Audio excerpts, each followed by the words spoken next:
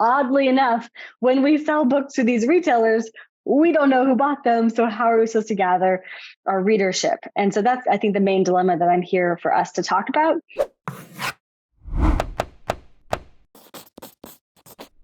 So Morgan began her career in academia as a sociologist, but soon found the entrepreneurial pull to take her skills as a researcher, writer, teacher, and leader into building a publishing company from the ground up. With more than 15 years of experience in writing, editing, and publishing books, Morgan leads the Paper Raven Books team in developing the best practices for publishing successfully in the modern digital age.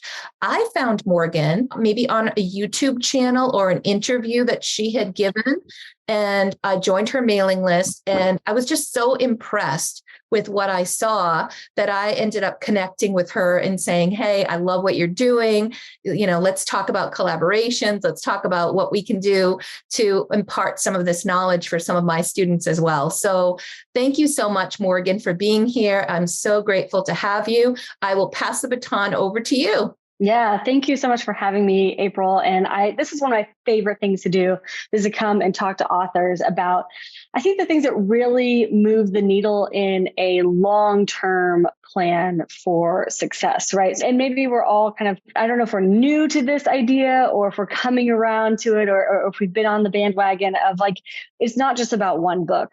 Right. And some of us have maybe that initial delusion of, I'm going to publish one book and it's going to be a massive commercial success and I'm going to retire on a yacht in the Caribbean. But the more that we talk to authors who have been on this path, that really it is a long-term game. It is multiple books. And I believe for most of us in this type of publishing, we're probably doing children's books or fiction, or maybe something that's more illustrated. And so book sales themselves are probably going to be the bulk of the money that this business model is bringing in. And so typically that's going to look like multiple books, right? But one of the other options could be, particularly for nonfiction authors, we can publish maybe just one book or a couple of books. And if those books attract clients, that can be a big part of our revenue, our business model. So in thinking about the different business models that are available to us as authors, multiple books is a really common business model and has been really for many, many years. The whole idea of like a bestseller was really a phenomenon that emerged in the 1800s. And, that's like when the Bronte sisters were like publishing a bunch of books, right? It has been a well-worn path of success to publish multiple books and gather a readership around these books that you are putting out, which is often the case for us when we are publishing particularly children's books, fiction books. This would also go for things like cookbooks or photography books or things like that. We're gathering a fan base around us in order to be a successful author. And as soon as we start publishing books and selling books,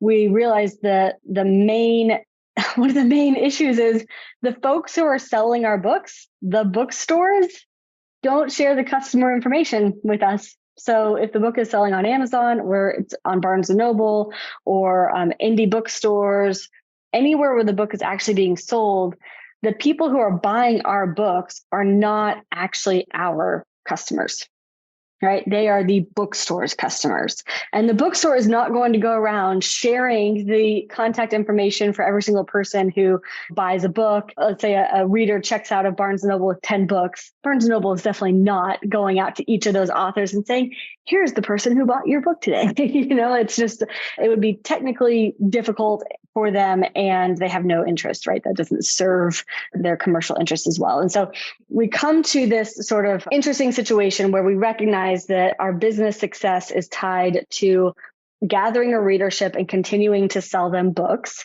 And oddly enough, when we sell books to these retailers, we don't know who bought them. So how are we supposed to gather our readership? And so that's, I think, the main dilemma that I'm here for us to talk about.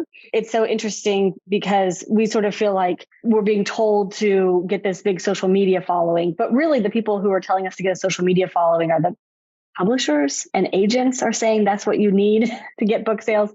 And I think there's a much simpler way to kind of go about this whole process of gathering your readership and your direct readership. And so just like quick intro to me, I started as a freelance editor and writing coach. Actually, in graduate school, I was getting a doctorate for sociology, doing a bunch of writing, coaching, and editing for my colleagues, junior faculty, things like that. I left after the master's, decided academia was not for me. But continued to do editing and writing coaching. And that was really the start of my business. It began as Paper Raven editing. And so that's all we were doing was editing. I brought on more editors, we worked together. And then 2015 is when I published our first book, which was my book. So I'm a big fan of guinea pigging. This is my book that was published in 2015. It's called Start Writing Your Book Today. A step-by-step plan to write your nonfiction book from first draft to finished manuscript. So these are my clients early on in my business, was mostly nonfiction clients. And so I'm going to show you some things that do definitely apply to children's books and fiction books, because I believe that's the group that we have gathered here. And that's why I'm going to want to, if anyone's brave and wants to do real time with me, I think that'll be very helpful to make sure we're pulling examples that are super relevant to you. But this is my book, Nonfiction's where I started. And, it has 1,600 reviews on it right now on the Amazon platform. And people often ask me, well, how do you get these reviews on auto, and at this point it's on autopilot, like a few reviews come in every week and it just keeps growing.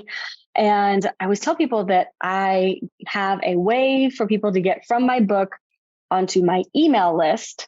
And then I ask that email list to provide a review. And so I'll show you mechanically sort of how this looks on my book. So if you open up the look inside my book, and actually I need to change this because Amazon has just changed a couple of things. One of them is when you click on the look inside, it's now bumping you to the introduction. They used to bump you to this page, but I'm going to have to fix that. But it's okay.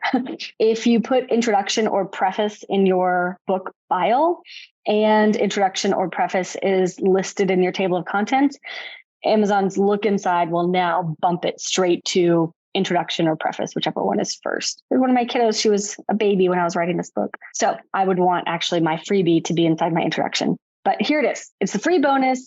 Would you like the audiobook of this book for free? It's available for free right here. And so they have a link that they can go to, and that pops them up into, I actually have a questionnaire. So you don't have to have this questionnaire. Essentially what we want is people to be able to provide their email address in exchange for the free thing. I'm going to click through these questions. Again, yours doesn't have to have any questions at all, because ultimately what we want is this.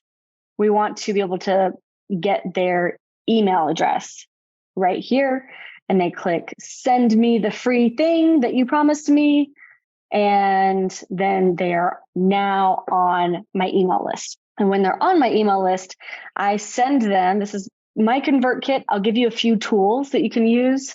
MailerLite is one. MailChimp has been around forever, but their free starter program is not great anymore. ConvertKit, I don't think has a free version, but it's relatively reasonable and can scale well. So we can drop some of those resources for you guys. But these are email service providers. And when someone gives you an email address, you are able to follow up automatically. I don't touch this at all. It runs on its own, right? And it delivers the free audiobook to people. It's just an MP3 file. And then it follows up afterward and says, hey, would you mind leaving me a review? I'll zoom in just a little bit. And I can get you guys the template wording for these emails too. But it's just asking them to leave a review. And then there's one more follow-up email that says, if you gained any benefit from the book, I ask a favor from you. And then here's the text that's asking them to leave a review again. So it's super simple. It is inside of, I think it's only inside of the ebook, actually. You can put it inside the physical book as well if you wanted. A free bonus, and we can talk about different ideas for free bonuses. I'm going to show you a couple of more examples, what this has looked like for some of our other authors. A free bonus that goes to a website.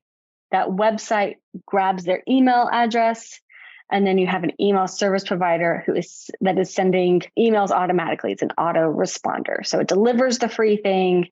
A week later, it asks for a review. And a few weeks after that, it asks for another review.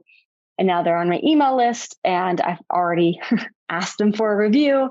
And this is how we end up continuing week over week to add more reviews to the book page. And when you have more reviews, it goes out to, Amazon is showing the book more widely to more people. So the reason I like this little funnel that exists inside the book is because we are not playing with social media at all. There's zero mention of Facebook or Instagram or TikTok or whatever, right? Like this is truly just using Amazon traffic and pulling that traffic from Amazon onto your email list. And I know because you guys are in April's world that y'all also have, those resources around Amazon ads. And so people often start asking me like very quickly, like, okay, I have my book out. I'm ready to spend ad money. Where can I spend ad money? Should I spend it on Facebook? Should I spend it on Google? Should I spend it on Instagram, TikTok? And I'm like, nope, not to start. To start, I absolutely recommend that this is inside the book first, and then we layer on Amazon ads. If we're going to spend money on marketing, it's going to be Amazon ads because Amazon ads has the best, it's all internal. So you can track and attribute your ad spend to book sales. And when you sell a book on Amazon, you know that there's an easy way for those people to get onto your email list. And so we're totally bypassing all of the whole social media discussion. We're selling a book on the most popular bookstore, and some percentage of those people are joining our email list, and they're going back to that same bookstore and leaving reviews. And so we're creating this nice little simple loop. And then the final thing mechanically that I want to mention here is just came to light for us in the last week or so that Amazon has actually changed in their look inside, where it used to be enough for you to just put the link. So this, up until last week, was clickable, meaning that you could, from the Amazon look inside, click this link and it would open a new tab with your website in it. They disabled that. I don't know exactly when. It was brought to my attention last week, so very recent. So what we are doing now, as of like effective immediately, is we're putting the link and we're also putting a QR code. Yeah. So they're free QR code generators. But the reason that I like a QR code, even if someone is on the look inside, they can hold up their phone and take a picture of that QR code, and Amazon can't do anything to disable that functionality. So just so you guys are aware of that. So I'm not going to demo specifically like how to set up MailChimp, or MailerLite is probably what I would recommend. Maybe they have lots of tutorial videos. It is a very simple setup. If you don't mind, block off 2 or 3 hours of concentrated time where you're really going to kind of like watch their video and click by click kind of implement it. But there's so many of these tools have become very user friendly. Thank you, April. Yeah, Dave Chesson has a free MailerLite course on kindlepreneur.com. It is a bit of a build. And the good news is you really only have to do it one time kind of per book. But I do want to show you some more examples. And then I think Cheryl and a couple other people said that they'd be happy to guinea pig. So this is ML Dunker. She actually has published 5 books. And so here's her fiction series. She's got all of these in the series called Tales of Zrenjanin. And at the end of each of her books, this is the browser version of book 1. So I'll just show you. This is the very beginning of book 1. She actually doesn't have anything at the beginning of the book because so many fiction readers, all they care about is finding a great book. And so we sort of let people kind of, read their way through the book. They're excited. They're into the story. And then fast forward, they're at the end of the book and they don't want the story to end. That's the great thing about fiction. You can really grab people's attention and make them, want more. So we just finished Stranger Things season 4. And I was so caught up in the cliffhanger. I was like, I wish season 5 were happening right now. I was so into it that I started Googling, if there were any hints about what season 5 was going to be like. If they had offered a lead magnet to me right at that moment, there was sneak preview of season 5, I would have given my social security number in exchange for that sneak preview of season 5. I would have done something very irrational and irresponsible in order to get that sneak preview of that season. It was just such a cliffhanger. okay, maybe we're not at that extreme, but just remember, especially in a fiction series, that's where someone is at the end of your series. They're like so invested. They've just spent 5 or 6 or 7 hours of their life, with your characters. They get to the end and they're like, I just want more. Now, some people will just go ahead and stick a preview at the end of the book. But it's like, you missed an opportunity because what you can do is say, I have a free preview of the next book in the series just for you. Click below to get it now. Now, again, up until last week, people could just click here and it would pop open the website. I would now put the link and a QR code. So link and QR code. And I guess that did work. I guess it was inside the Kindle browser. Anyway, this is ML Dunker's website. She has an exclusive sneak peek. And she has a place where you can provide your name and your email. And I believe she's hooked up to MailerLite. So this is just a little form that you build inside of MailerLite. And then it gives you a little piece of code. And you put that code on your website and it's connected at that point. So that's the connection piece. And so you provide name and email, and then you're on ML Dunker's list. Oh, and she's got her box set coming. It's a pop-up. You can also join her list to get to know about the box set. A couple more quick examples, and then we'll circle back to you guys. Okay, so this is a different example. This is not exactly a fiction book. It's more like a business fable, but it's a fun, lighthearted story about 7 dogs. And the dogs are they represent different communication styles in the business world and how people come together on a work team, a business team to do good work together. And at the very beginning of Doug's book, he has a quiz. So he's telling the reader, before you read another word, go to this website and take the quiz. And that will help you kind of understand the premise behind the book, and so he's inviting people to take this quiz. It's not going to click. So I'm going to actually have to go to because now we have to go back to all of our authors' books and put in these QR codes underneath the links. But here's his quiz. And it's super simple. It's just, here are the 7 dogs, and you kind of go through this quiz process. Now, I have seen different types of fiction authors use this, the kind of quiz that's like, which character are you? Or if you have multiple series, which series is right for you? What book should you read next? We can talk about whether there's any quiz opportunity for you and for your book, but kind of keep this in the back of your mind. So we've talked about, on my book, I have the audiobook. ML Dunker has the free preview at the end of her book. Doug here has a quiz at the beginning of his book, because that quiz gives people some information that's going to be helpful in reading the book. So this is Adina's book, and her freebie she has also at the beginning of the book. So we can talk about whether for you it would be at the beginning of the book or the end of the book. So again, Amazon changed how it does the look inside jump. So ideally, this page right here would appear either in a preface or an introduction, because Amazon Look Inside will jump straight to either the preface or the introduction, whichever one is listed first in the table of contents. So for her, she is including a soundtrack. So Adina is a musician, and she's written this book. It's part self-help, part memoir. It has lyrics from her songs, and you can actually list those songs as well.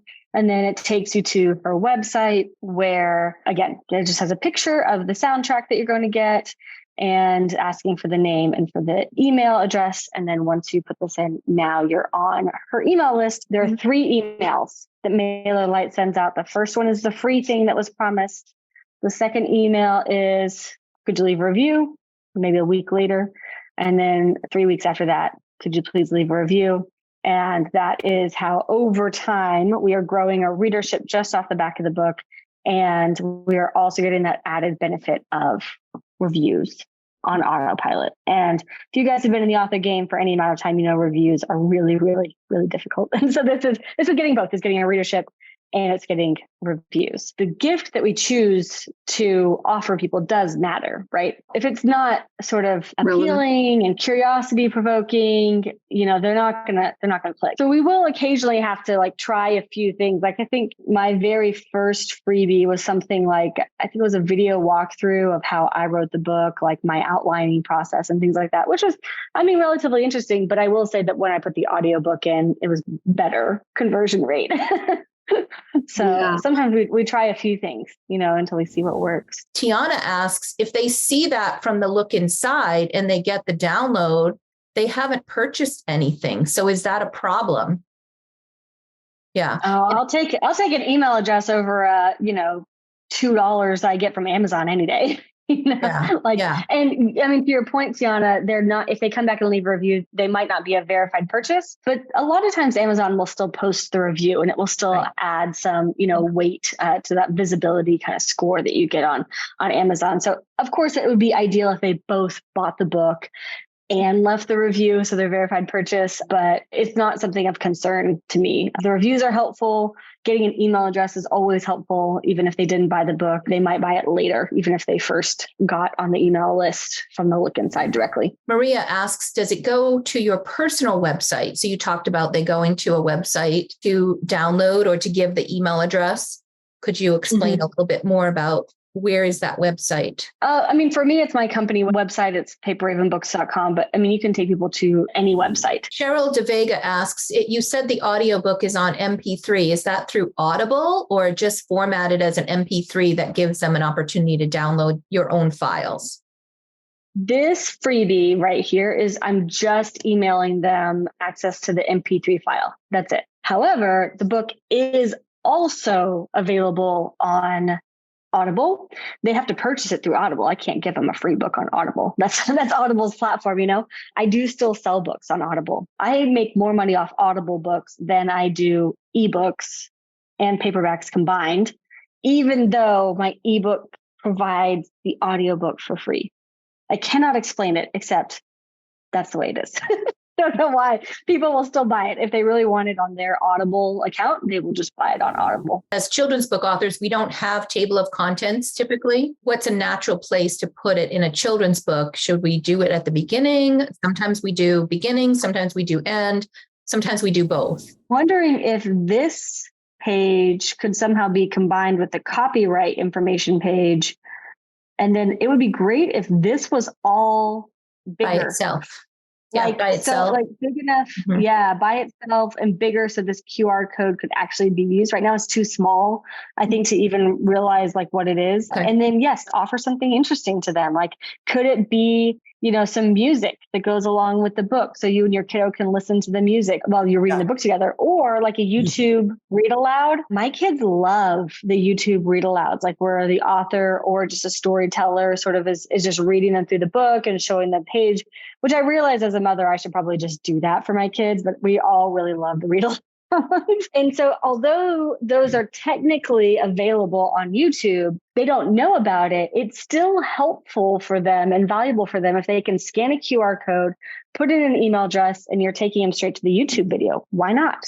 I mean, yes, it's already free, but if they are willing to provide their email address on the way to the free YouTube video, that's a win-win. At the end, why not? I mean, especially if you have some ideas already for free things, you can always include more links and more QR codes. And my encouragement to you would be, then you're just creating a page that describes that free thing and provides a place where someone can give their email address in exchange for you sending them the free thing. I guess the tricky part, Morgan, is there are a lot of these books, like you saw these beautiful 2-page spreads when we were going through the preview, right? So you don't want them to be one page at a time. You want to see the spread, where at the beginning, though, we can do single page, and then let it switch to the spreads. So that's the only tweak, I think, that could really help with getting people's attention about the freebie up front. That sounds like a perfect solution. Tiana says, is there a way to not send a follow-up email asking for a review if they already gave one? Not easily. I would just not worry about it. If people already gave a review, they're not going to be bothered by you sending an email asking for a review. I would suggest that probably 99% of the time they have not left a review. So just go ahead and don't feel guilty about sending them an email for leaving a review. I think as early on entrepreneurs and authors, we tend to feel overly guilty, like we are really burdening people by sending them an email. And I mean, folks are just, at this point, we're used to just scanning through our inbox and deleting what we don't want to read anymore, and finding the things that we do want to read. And if they're new to you and they're new to your world, they'll probably open up the email and not mind that you asked. You could, if you really wanted to, Tiana, adjust this wording a little bit. Let me see if I can go back to the email wording. And you could add something in the email, like if you already have left a review, great. I'm so grateful, and feel free to tell other people about the chance to get a free gift of this book or something. So in this email copy, and again, I'll provide it to April later. We have some template copy that you guys can use for inspiration. But, here I just sort of said, click here to leave a review. Thank you. You could also include anything else, like P.S. If you already left a review, I'm so grateful. Feel free to reply to this email and let me know. And now you're in a back and forth with your readers. So absolutely, you can change this text if you would like it to accommodate the situation in which someone might have already left a review. Technically speaking, though, I don't know a way to exclude those people. It would require massive cooperation with Amazon and email addresses, and it would be not worth it. It would be not worth it because most people are not going to have left a review anyway. You don't have to feel guilty about sending them an email. If you have a website, is it counterproductive to have a MailerLite list as well? Or is MailerLite easier to navigate? You must have both. Yeah.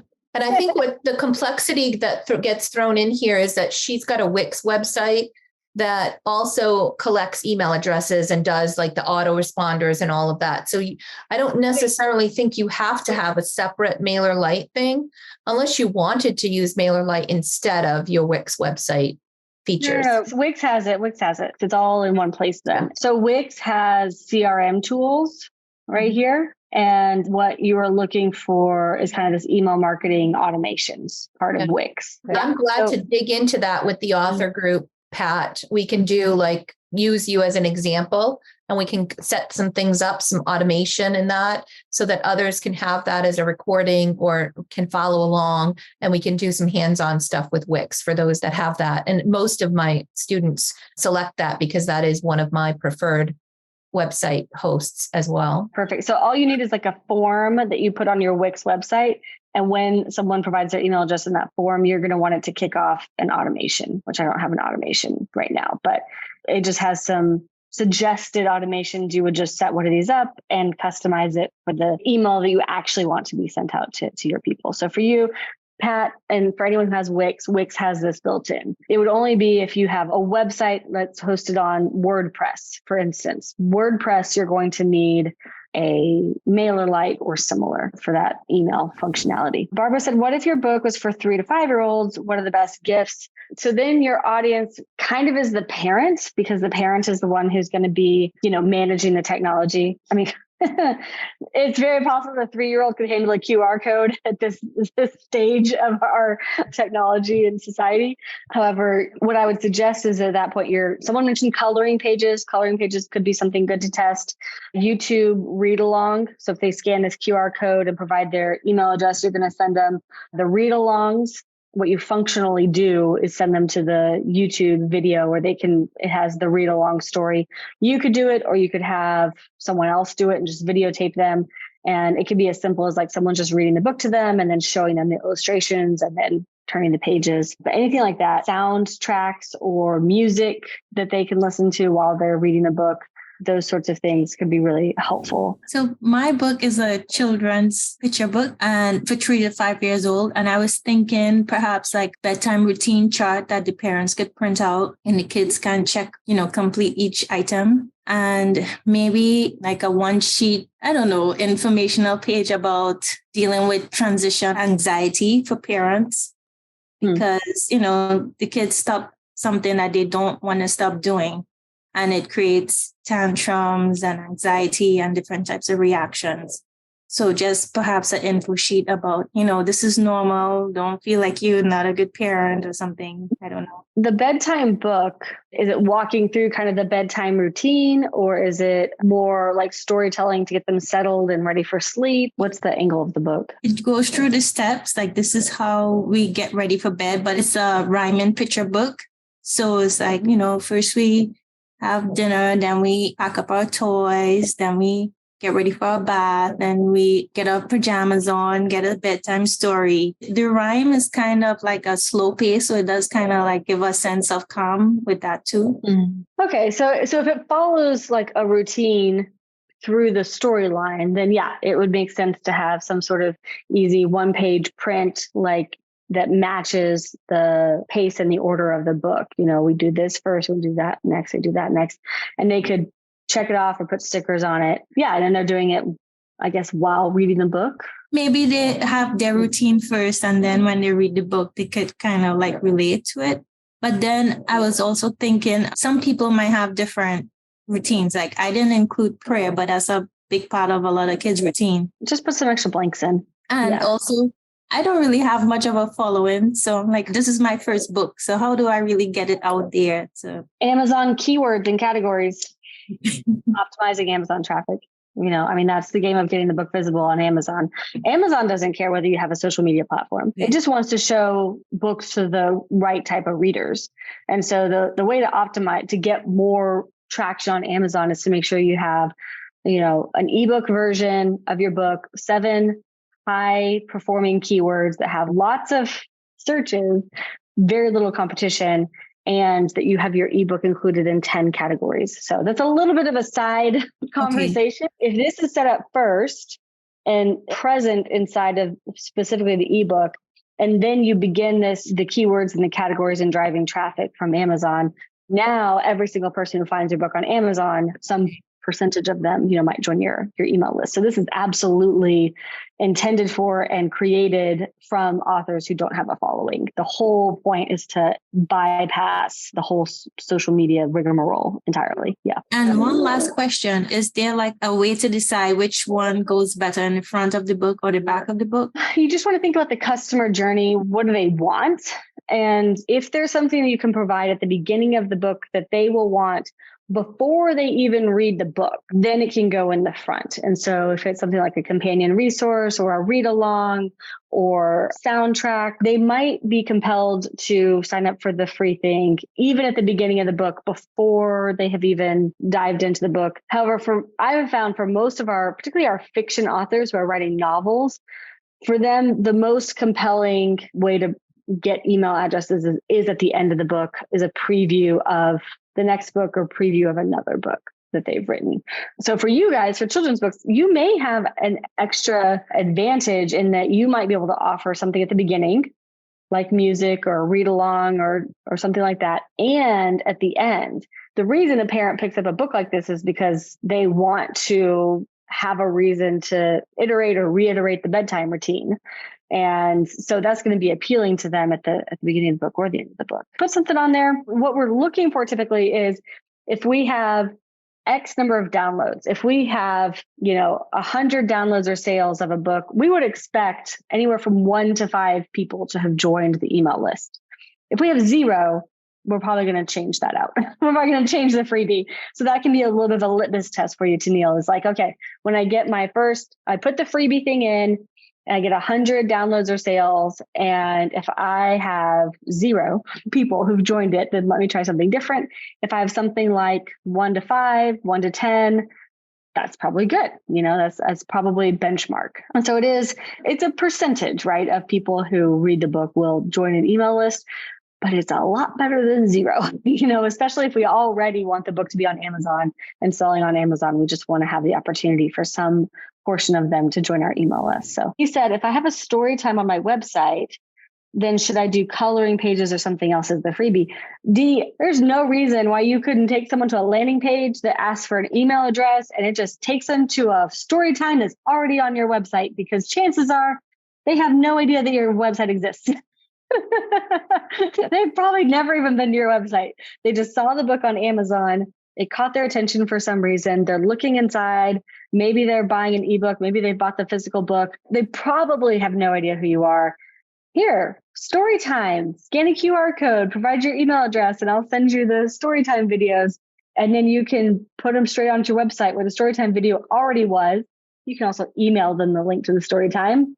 And you got an email address in the mix of all that. Thank you so much. And then I was thinking, though, that my story time, I do weekly stories of other authors just to get more email addresses too going, because it's something that I really love doing. And so then I was thinking, oh, well, maybe I've already answered my own question, because if I do the QR code on my book, directing them to YouTube, where they could get that all the time, every single day of the week. But then I'd also have it on my website too. The book is on my website, but I do different authors' story times on the website. Yeah. I mean, at the beginning of the book, you can have the QR code that takes them to gather the email address and then sends them to the story time for that book in particular. And at the end of the book, it could be, want to hear all of my story times. I'm hesitant to say I do weekly story times because that kind of gets you on the hook for doing that forever. So if you want to see the full collection of my, read along story times, go to this link, scan this QR code, gather the email address, and then, just dump them on the YouTube page. That's totally fine. There's nothing unethical about that, right? I mean, you're inducing a little bit of friction is the only negative. There are lots of folks who would say, well, just send them the link or the QR code and just dump them straight onto YouTube. But you just lost that opportunity to gather the email address. And so for me, although it introduces a little friction, it's just so worth it because, as we know, it's really hard to gather email addresses. And so if they're about to click on something or scan a QR code anyway, there's probably 50 to 75% of those people will go ahead and give me an email address because they're already in motion. They've already, clicked the link or typed in the link or scanned the QR code. They're already in motion. So much of this technology autofills the email address. I can't tell you how much stuff I sign up for now that it autofills everything. I'm like, can't believe I'm doing this autofill. Yes, fine, submit. But let's take advantage of that, yes, it's some friction, but it's less than it used to be. It would be interesting also on your YouTube channel to incorporate, we're getting a little bit Inception on this, but a freebie from your YouTube video. It's my 20 all-time favorite stories to read aloud to young kiddos. Click here, give me your email address, and I'll send you my top 20 read alouds that kids love, that have kids jumping up and interacting and playing. And I'll send you that list. Just go to this link and provide your email address. That's wonderful. The other thing too is think outside the box because there are lots of opportunities. A lot of teachers like to have some kind of craft. So do parents like to pair with your book. And if you go onto Pinterest, I bet you'll find a lot of things related to your book. Like for me, I have a lot of puppies in my book. There's puppy crafts that you can make. There's things you can pair with your book that could be really cool. So you could create something like that that's downloadable. If it's coming up on Valentine's Day, I've seen people do Valentine's cards. If it's coming up on Christmas, maybe some downloadable Christmas card, just things that they could print out, color, and then write some cards or make some kind of Christmas craft as a gift for somebody. So there's a lot of just, brainstorm on ideas, share on our Facebook page and help one another to come up with some maybe good out of the box things that you might not think about yourself. The technical pieces are, I won't say they aren't a challenge, right? They are a challenge to figure out, especially the very first time. But once you click through, one of these tutorials and you sort of see, okay, this is what I set up, you do it once and then you'll know how to do it for the future. And this is something I will recommend that's inside of every single book that you put out there. So might as well figure it out now. One other thing I would also recommend is that once we get the emails onto our list, having a way to really just continue to nurture folks, because I had a bunch of emails and then I hadn't communicated with them for, months. And so keeping them warmed up is something that's really important and keeping connected with them. One thing that I've seen authors do fairly successfully, a little bit like what Dee was talking about, where that someone who has joined your email list is interested in your type of book. Maybe they're specifically interested in your book, but also other similar books. And so if you're willing to sort of talk about other books in the genre, which it can feel a little bit like betraying your own book because you're like, oh, I'm pointing the way to other people. But someone said, cross promotion earlier. Vasi said cross promotion. Readers really appreciate that. Right. They've joined your list because they're interested in this type of children's book or chapter book or middle grade book. And if every, once a month you can say my new favorite, children's book, and then just a little blurb about another book that's delivering real value to them. It's what they're really interested in. And then you can also include PS update on my book that I'm writing.